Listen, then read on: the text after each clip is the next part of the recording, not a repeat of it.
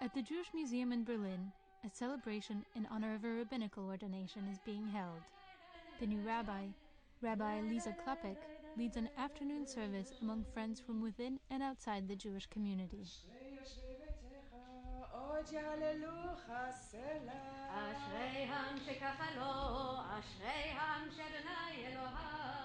Klapek is one of 5 or 6 female rabbis in Germany. The number depends on how you count, whether the rabbi is working permanently in a congregation, whether she's in Germany right now. Only 2 German women rabbis preach in a congregation of their own. One of them is Rabbi Gisa Ederberg, who leads a congregation in Weiden. Well, it's not really that there are few female rabbis, it's just that there are very few rabbis from Germany, post-war Germans who are thinking even of going to rabbinical school. I think female rabbis are probably half of them, since Jewish life in Germany is not so vibrant at the moment. There are many Jews, and the Jewish congregations do a lot of things, but much more on the social and cultural level. There are not so many good Jewish educators, which means that young people are not encouraged or do not even consider to become Jewish educators themselves. And that's how only some crazy people go to rabbinical school. And then it's also usually you have to go abroad for a couple of years, so it's not such an easy way also. Rabbi Klapek did her studies through the Aleph Rabbinic program in the United States. Her real ordination took place in January in Boulder, Colorado. There, Klapek joined 4 fellow students as well as 200 rabbis in an official ceremony. Klapek says one reason why few people become rabbis in Germany is that Judaism is still a taboo here, even within Jewish community. And Germany itself is still a taboo for many Jews. The whole rabbinic study was very meaningful for me because it's still not common in Germany as a Jew to think there might be Jewish perspective, there might be a Jewish future in Germany, and then even deciding for the rabbinate.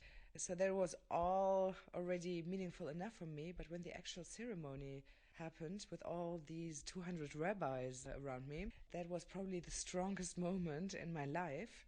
And I actually held a little speech. That was in English, of course, because it was in Boulder. But in the speech, I was speaking a little bit in German. I included 5 lines of a prayer written by Berta Pappenheim.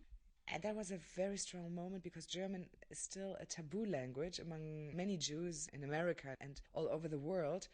So including that little part of me coming from Germany was especially emotional also for the people there.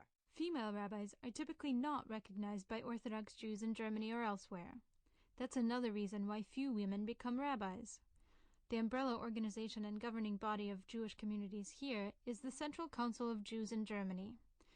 Any rabbi who has a congregation can register her congregation with the Central Council. But in a country where Orthodox practice predominates in most synagogues, it's gathering the congregants for a non-traditional service that may be a problem. When Klapek decided to apply for the Aleph Rabbinic program, she was looking for an alternative. In Germany, we have the system of the so-called Einheitsgemeinde, the unified community. And in general, all the services and all the Judaism here is actually Orthodoxy. Although almost no Orthodox Jews are living here, but they come 3 times a year to the synagogue, and then they want to have the Orthodox show. We have some liberal communities, but what I was missing in those liberal congregations are new ways to interpretation, new ways to rituals. Still, there's a fear, how orthodox do we have to be, how do we have to go about it, and liberal Judaism, especially conservative Judaism, but also the Reform movement, in my opinion, they're not lively enough, they're not challenging enough. The Aleph Rabbinic program is part of the Jewish Renewal movement.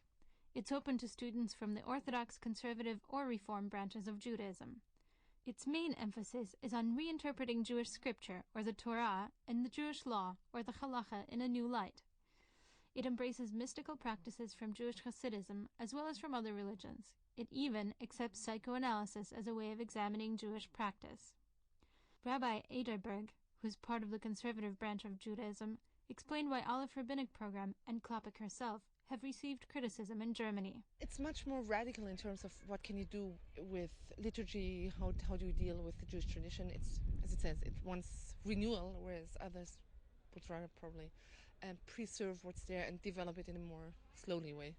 I would say usually women get criticized much more than men. So obviously the amount of criticism which Elisa receives is obviously because she's a woman, and therefore she's much more exposed. As part of her learning for the rabbinate, Klappek studied Jewish history and theology at Berlin's Free University. She has written a biography of Germany's first female rabbi, Regina Jonas, who died in a concentration camp during the Holocaust. She has also studied medieval traditions of Judaism in Germany. Klappek's own family can be traced back over 800 years here. She's sure, however, that the Judaism of her forefathers cannot be revived today. 60 years after the Holocaust, and 10 years after a wave of immigration brought over 85,000 Jews from the former Soviet Union, she says Germany needs a new kind of Judaism, and maybe a new kind of rabbi. I have worked in the media for all these past years, and I'm now writing rabbinic commentaries for political programs in the radio and in different newspapers.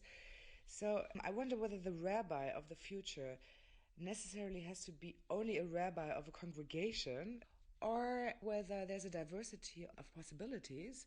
After the last 6 years in which I was working for the Jewish community, I understood the structure of Judaism in Germany. So I don't want to be trapped in the system with the same mistakes immediately. I want to take my time to find or to fulfill the right position with the right function. A journalist by training and an activist, Klappek has helped organize Bet Devorah, a biannual European conference of female rabbis and religious leaders.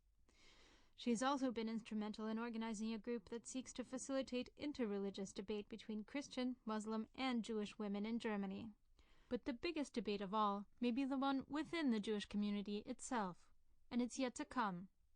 The Central Council of Jews estimates that about 100,000 Jews are registered as members of Jewish communities. Of those, only a fraction attend religious services. In Berlin, the largest Jewish community, several synagogues are serviced by one rabbi on a rotating basis. Still, at least 60,000 Jews are not members of a Jewish community at all. Thus, in many ways, the future of the German Jewish community is still to be decided. Those like Rabbi Klappek, at any rate, are hoping for a renewal. Katja Kumkova-Wolpert, DW Radio, Berlin.